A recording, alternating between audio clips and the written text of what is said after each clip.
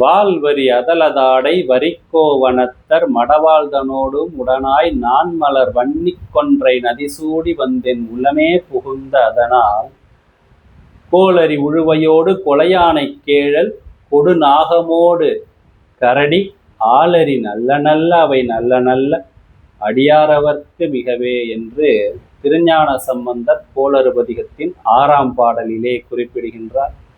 இதன் பொருள்,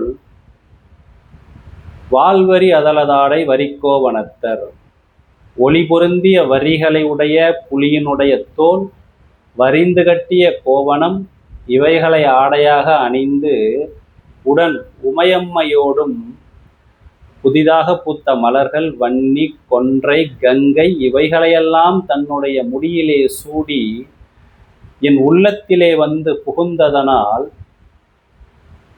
கோளரி என்றால் சிங்கம், உழுவை என்றால் புலி, கோளரி உழுவையோடு கொலையானை கேழல், கேழல் என்றால் பன்றி, கொடுநாகமோடு கரடி, கொடிய பாம்பு, கரடி ஆகியன இவைகளெல்லாம் சிவனடியார்களுக்கு மிகவும் நல்லனவைகளையே செய்யும் என்று இந்த பாடலிலே குறிப்பிடுகின்றார் திருஞான சம்பந்தர்.